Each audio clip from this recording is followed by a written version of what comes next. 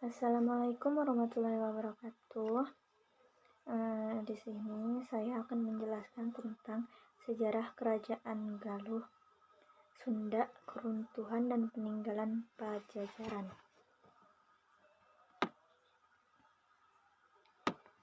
Kerajaan Sunda, Galuh atau Pajajaran merupakan penyatuan dua kerajaan yang pernah menancapkan kekuasaannya dari abad ke-8 hingga ke-16 Masehi. Sejarah berdirinya dua kerajaan di tanah Sunda atau Jawa Barat ini tidak terlepas dari naskah kuno Carita Parahyangan yang ditulis abad ke-16 Masehi. Dua kerajaan ini merupakan pecahan Tarumanegara. Ini merupakan salah satu kerajaan tertua di Nusantara yang menguasai telatah Sunda pada abad ke-5 hingga runtuhnya pada abad ke-7. Tarumanegara adalah kerajaan yang menganut agama Hindu beraliran Wisnu. Setelah Tarumanegara tamat pada sekitar tahun 650 Masehi, lantaran serbuan dari kerajaan Sriwijaya, muncul dua kerajaan baru, yaitu Tanah Pasundan, yakni Kerajaan Sunda dan Kerajaan Galuh. Carita Parahyangan ini menjelaskan mengenai Kerajaan Galuh dimulai sewaktu Rahyangta Ri Medangjati yang menjadi pemimpin selama 15 tahun. Kemudian itu kekuasaan diwariskan kepada putranya di Galuh, yaitu yang bernama Sang Wretikandayun. Sejarah dan pusat kerajaan. Hasil penelitian subjek dari rekonstruksi Kerajaan Galuh, karya Nina Herlina Lubis dan kawan-kawan yang terhimpun dalam jurnal Paramita, mengungkapkan bahwa pusat kerajaan Sunda dan Galuh berada di lokasi yang berbeda. Kerajaan Sunda berpusatnya di Pakuan Pajajaran atau Bogor, sedangkan Kerajaan Galuh berpusatnya di Ciamis. Sebelum menjadi kerajaan yang berdaulat, Sunda dan Galuh berada di bawah taklukan Tarumanegara pada masa pemerintahan Maharaja Linggawarman, yaitu 666 sampai 669 Masehi. Setelah Maharaja Linggawarman wafat, tampuk kepemimpinan kerajaan Tarumanegara diteruskan oleh menantunya yang kemudian bergelar yaitu Sri Maharaja Tarusbawa. Setelah Maharaja Linggawarman wafat, pada periode ini terjadilah pergolakan. Penguasaan Galuh, Wretikandayun memberontak dan melepaskan diri dari Tarumanegara tahun 612. Wretikandayun mendeklarasikan kerajaan Galuh sebagai pemerintahan yang berdaulat. Situasi ini membuat Tarumanegara semakin melemah hingga akhirnya runtuh karena serangan dari kerajaan Sriwijaya pada tahun 650 Masehi.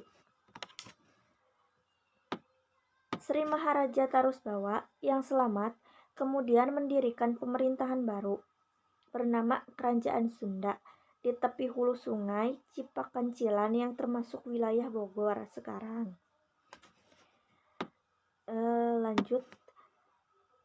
Sekarang perkembangan Kerajaan Sunda Galuh. Tahun 732 Masehi, sosok yang dikenal dengan nama Sanjaya berhasil menggabungkan Kerajaan Sunda dan Galuh setelah wafatnya Sri Maharaja Tarusbawa. Demikian tulisan Ayah Torahedi dalam Sunda Kala. Sanjaya adalah cicit dari pendiri Kerajaan Galuh, Wretikandayun, yang juga suami dari putri Sri Maharaja Tarusbawa, pendiri Kerajaan Sunda. Sanjaya tampil sebagai pemersatu Sunda Galuh setelah Sri Maharaja Tarusbawa meninggal dunia. Selain itu juga, Sanjaya juga merupakan cucu dari Ratu Shima yang tahun itu 674 dan sampai 695 Masehi. pemimpin kerajaan Kalingga yang berpusat di Jepara, Jawa bagian tengah, maka Sanjaya pun berhak memimpin Kalingga sepeninggalan Ratu Sima.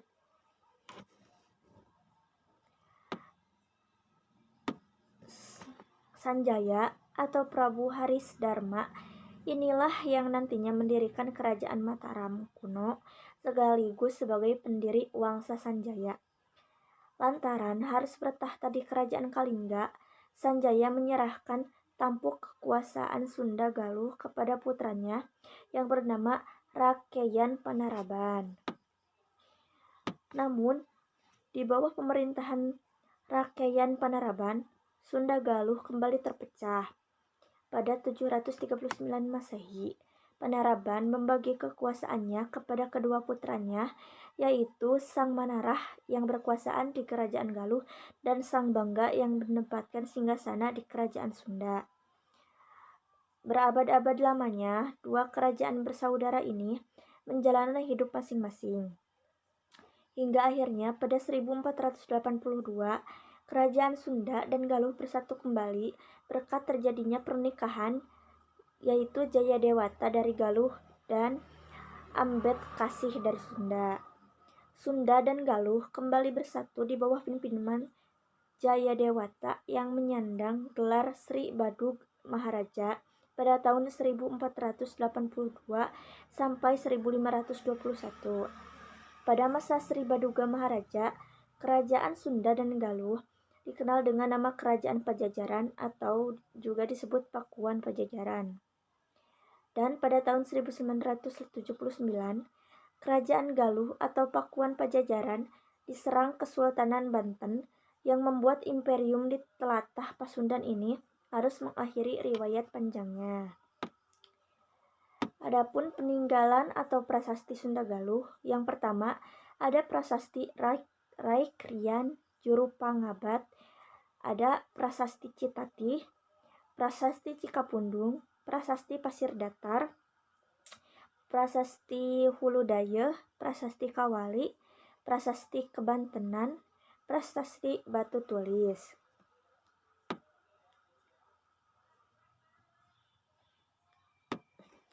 Mungkin segitu penjelasan dari saya untuk kerajaan Sunda Galuh. Mohon maaf bila ada kesalahan. Wassalamualaikum warahmatullahi wabarakatuh.